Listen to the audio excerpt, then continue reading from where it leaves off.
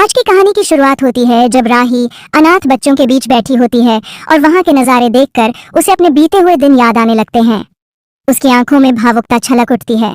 वहीं वह बच्चों के साथ बैठकर अनुज के नाम का ब्रेसलेट बनाने लगती है। परी मुस्कुराते हुए कहती है, मैं भी आपके नाम का ब्रेसलेट बनाऊंगी। इसी दौरान अनुपमा मनोहर जी के साथ आश्रम पहुंचती है।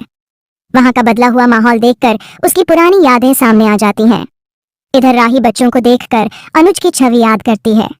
बचपन के वो दिन उसके जहन में उतर आते हैं। ब्रेसलेट बनाते हुए ही अचानक अनुपमा की याद आ जाती है। वह घबरा जाती है और परी से तुरंत निकलने के लिए कहती है। दोनों वहां से चली जाती हैं। उसी समय अनुपमा वहां पहुंचती है। वह राही को देख तो नहीं पाती, लेकिन कहीं न कहीं उसके आसपास मौजूद होने का आभास उसे होने लगता है। अनुपमा की साड़ी अचानक अटक जाती है और उसी पल उसकी कुछ भूली बिसरी यादें ताजा हो जाती हैं। इसके बाद अनाथालय के बच्चे मंच पर नृत्य प्रस्तुत करते हैं। यह दृश्य देख अनुपमा की आंखें भर आती हैं और उसे राही का मासूम बचपन याद आ जाता है। वह भीतर से भावुक हो उठती है। अचानक उसकी नजर राही और अनु के नाम वाले एक ब्रेसलेट पर जाती है। वह चौंक जाती है और मन में सोचती है, हम दोनों के नाम साथ कैसे। अनुपमा वहां से लौटने लगती है, तभी मुरली उसे मिलता है। वह बताता है कि वह अभय जी के साथ आश्रम में सेवा करता था। वह यह भी बताता है कि राही हाल ही में अनाथालय आई थी। यह सुनकर अनुपमा हैरान रह जाती है। मुरली बताता है कि राही ने आश्रम के लिए 5 लाख रुपए दान में दिए हैं। यह जानकर अनुपमा का दिल गर्व और खुशी से भर जाता है।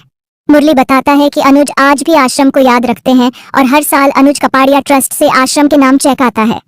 यह जानकर अनुपमा चकित रह जाती है। वह अनुज की यादों में डूब जाती है और सोचती है कि अनुज अब भी इस स्थान से कितना जुड़ा हुआ है। वह कहती है कि शायद राही अनुज के नाम का ब्रेसलेट बना रही थी और उस पर मेरा नाम रह गया। अनुपमा की आंखें फिर भर आती हैं। दूसरी ओर प्रेम राही से पूछता है कि वह इतनी जल्दी क्यों लौट आई। राही बताती है कि वह अनाथालय गई थी और वहां की बातें देखकर उसका मन भर आया। वह कहती है, अगर पापा मुझे वहां से नहीं लाते तो मम्मी मेरी जिंदगी में कभी नहीं आती। प्रेम उसे समझाता है कि अगर मम्मी ना होती तो उसे कभी पापा का प्यार भी ना मिलता। वह कहता है, अनुपमा ने उस कम उम्र में शादी करके तुझे अपनाया और इसी से तुझे अनुज जैसे पापा मिले। फिर वह मजाक में कहती है, क्यों ना हम भी किसी बच्चे को गोद ले लें। प्रेम रुककर मुस्कुराता है। राही कहती है, मुझे तो माँ बनने में भी कोई परेशानी नहीं, लेकिन किसी को अपनाने में जो सच्ची खुशी है वो अलग ही होती है। प्रेम हामी भरता है, तो हम एक को गोद लेंगे और 2-3 खुद पैदा कर लेंगे। राही हंसते हुए बोलती है, फिर तो हम फुटबॉल की टीम बना लेंगे। प्रेम हंसता है, अगर ऐसा हुआ तो मोटी बाई और माँ बच्चों को संभालने में लग जाएंगी और उन्हें तुझ पर गुस्सा करने का वक्त ही नहीं मिलेगा।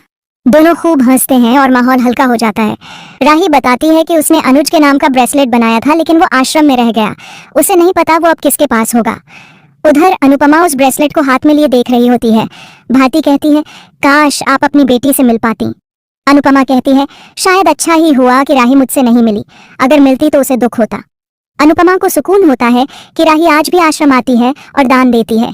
वह भावुक होकर कहती है, इस आश्रम से हमारा रिश्ता गहरा है। छोटी यहीं मिली थी और उसे गोद लेकर हमारा परिवार पूरा हुआ, पर आज अनुज और मेरी बेटी दोनों मेरे पास नहीं है। भारती कहती है, किस्मत ने आपको इतने पास ला दिया है, यकीन मानिए वह आप दोनों को फिर से जरूर मिलवाएगी। अनुपमा हल्की सी मुस्कुराहट के साथ सहमति जताती है। तभी भारती अनुपमा से कहती है, कंपटीशन पास है, क्या आपने तय किया कि आप सरिता की जगह डांस करेंगी। अनुपमा थोड़ी बेचैन हो जाती है। इसके बाद डांस प्रतियोगिता के अगले चरण में अनुपमा सरिता की जगह मंच पर डांस करती है और अपनी टीम के साथ बेहतरीन प्रस्तुति देती है। उधर राही भी अपनी टीम के साथ जोरदार प्रदर्शन करती है। दोनों की टीमें क्वार्टर फाइनल के लिए चयनित हो जाती हैं। सभी खुशी से झूम उठते हैं। राही को लोकप्रियता मिलने लगती है। उसके घर इंटरव्यू के लिए लोग आने लगते हैं। मोटी बा, माही और ख्याति को इससे जलन होती है। अब सभी सेमीफाइनल की तैयारी में जुट जाते हैं। अनुपमा भगवान से प्रार्थना करती है, जैसे अब तक साथ दिया आगे भी देना। वहीं शाह परिवार में पाखी सेमीफाइनल में पहुंचने की खबर देती है। सभी उसे बधाई देते हैं। वह कहती है, अब फाइनल अहमदाबाद में है, दुआ है कि हम जीतें और इनाम की राशि मेरे नाम हो। बाबूजी कहते हैं, अगर तुम यह सब अपनी पहचान बनाने के लिए करती तो हमें ज्यादा खुशी होती।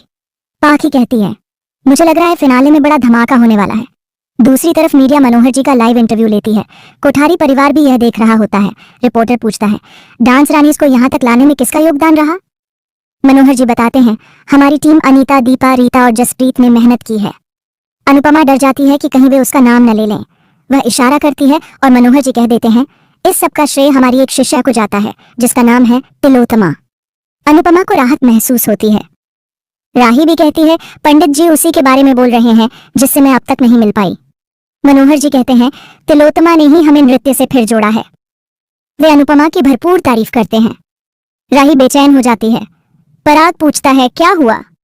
राही कहती है, पंडित जी तिलोत्तमा की इतनी तारीफ कर रहे हैं, अगर उनकी टीम सेमीफाइनल में है तो जल्द ही हमारा सामना होगा।